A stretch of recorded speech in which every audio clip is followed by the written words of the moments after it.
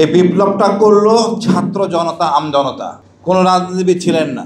Doctor Yunus NGO সরকার এসে এই রাজনীতিবিদদের সাথে আলোচনা শুরু করলেন, বিতর্কের সৃষ্টি করলেন। ওনার উচিত ছিল ছাত্রদের সাথে কথা বলা, সকল ইউনিভার্সিটির ছাত্রের সাথে কথা বলা, সকল মিডিয়া ব্যক্তিত্বের সাথে কথা বলা। তৃণমূলের মিডিয়া, এনারা দেশের সমস্যাটাকে জানেন। এনারা এনজিও সরকার এসেছেন বিদেশ থেকে, এসে বিদেশের মতো চিন্তা করে এই সমস্যাটা সমাধান করতে গেছেন। এমন শেষে লেজে গোবরের পেঁচায় একটা এমন ঘোষণা দিচ্ছেন 5ই আগস্ট, মানে এখানে আর কিছুই বলার নাই, আম ছাড়া সব গেছে। আপনি যদি 15ই আগস্ট ধারণ না করেন, আজকে আমরা থাকতাম, মানে কি বলবো আমি, মানে নির্যাতিত জমিদারের কর্মচারী থাকতাম। আল্লাহর অশেষ রহমত, 2জন ছিল, এই 2জন যা খেলা দেখাইছে আমাদের, বাকিগুলি আমাদের মুক্তিযোদ্ধারা, তরুণ মুক্তিযোদ্ধা তৎকালীন তাদেরকে নিহত করেছেন। যদিও আমি হত্যাকাণ্ড পছন্দ করি না, তারপরও খালি ভাবেন শেখ হাসিনার আর রেহানার জন্য আমরা কতটা নির্যাতিত।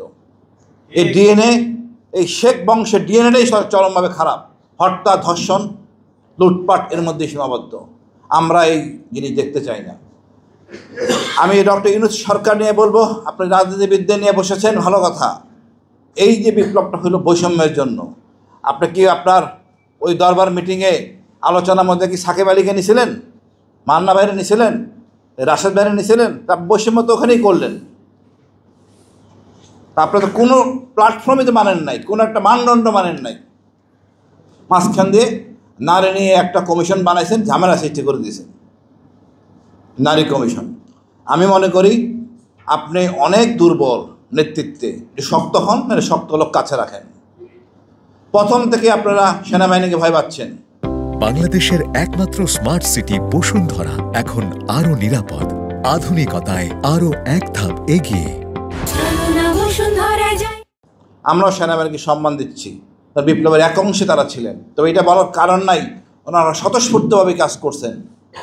কারণ জুনিয়র অফিসাররা এই অনিয়ম অনৈতিক কর্মকাণ্ডে উৎসাহী ছিল না। দ্বিতীয়ত ছিল জাতিসংঘের প্রেশার, আর আপনি সেটা কার্যকরী করছেন। তারপরে আপনি কী করছেন? শেখ হাসিনাকে বিদেশে পাঠিয়ে দিয়েছেন নিরাপদে।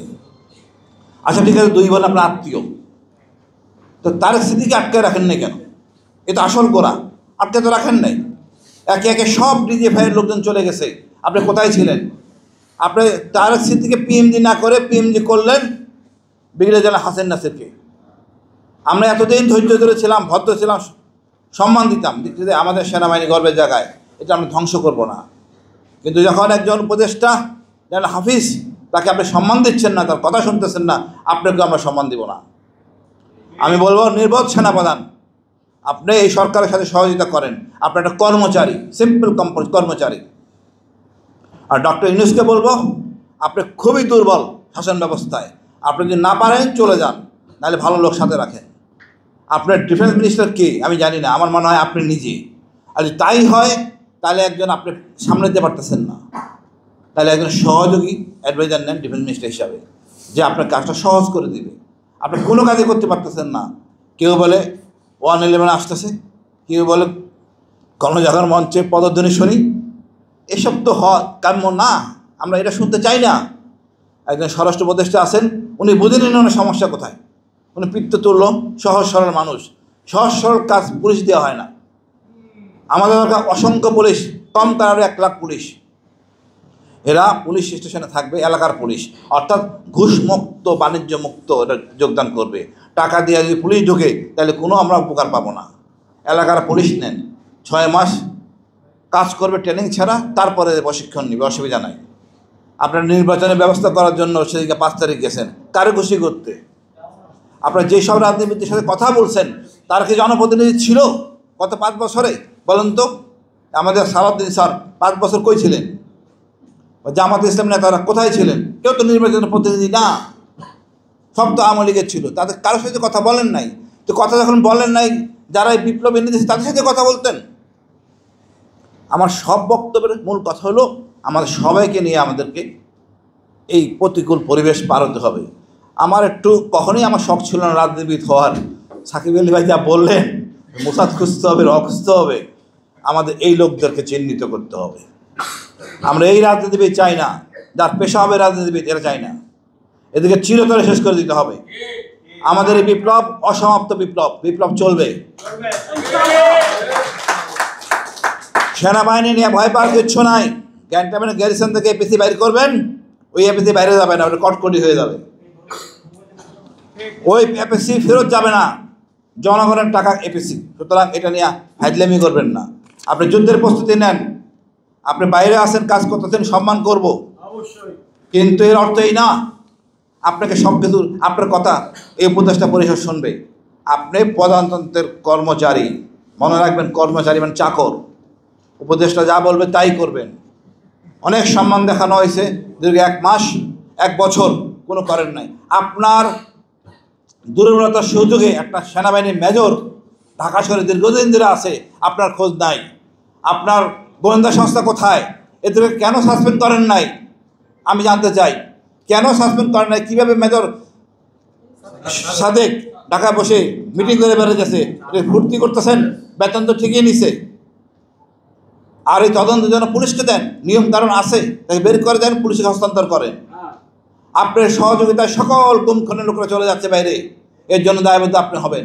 626 জন লোক রাখছেন, সবাইকে পার করে দিয়েছেন, এর জন্য আপনাকে জবাব দিতে হবে। আমি ডক্টর ইউনূসকে বলবো, হয় আপনি চলে যান, নাহলে কাউকে শক্তিশালী একজন ডিফেন্স অ্যাডভাইজার নেন, সহযোগী ডিফেন্স অ্যাডভাইজার, যে আপনাকে সাহায্য করবে। আগামী নির্বাচন যদি মনে করেন তত্ত্বাবধায়ক সরকার সৃষ্টি করে আপনারা আগে ভাগে চলে যাবেন, এটা হবে না। আপনাকে ছেড়ে দেওয়া হবে না। আপনারা সব অপকর্ম সব করে আবার ফেসিবাস সৃষ্টি করতেছেন। আমরা ফেসিবাস মুক্ত বাংলাদেশ চাই। ছাত্ররা আমাদের শিখাইছে, আমরা জানি, বিশ্বাস করি, ভারত আমাদের শত্রু। আমরা ভারতের আধিপত্য মুক্ত বাংলাদেশ চাই। আমরা আওয়ামী লীগকে কখনো কোনো সময় বাংলাদেশে মাটিতে দেখতে চাই না, পরিষ্কার। এই ডিএনএ খারাপ। সুতরাং সেই ব্যবস্থা করুন। আজকের এই অনেক দীর্ঘ সময়ের অনুষ্ঠান আপনারা দেখছেন, ক্ষমা সুন্দরভাবে দেখবেন। আবেগের জায়গা থেকে বলছি, অনেকে হয়তো বলতে পারেন নাই। আপনাদের অশেষ ধন্যবাদ আমাদের সকল কথা শোনার জন্য। আমরা চেয়েছিলাম আরও সুন্দর করে গুছিয়ে বলার, কিন্তু দেখেন একটা ঘোষণাপত্রে কত বিতর্ক রয়ে গেছে। আমাদের এই দেশের আজকে কথা বলতে পারতেছে আমি হাসিনা এখানে দাঁড়ায়, তার প্রধান কারণ হলো 15ই আগস্ট। 15ই আগস্ট না হলে আমরা আজকে দাঁড়াতেই পারতাম না বাংলা মাটিতে। এই বিপ্লবীদেরকে ফিরিয়ে আনতে হবে। আজকের এখানে ঘোষণা একটাই হওয়া উচিত, 15ই আগস্টে বিপ্লবী ফিরিয়ে আনতে হবে। আগামী 15ই আগস্ট আমরা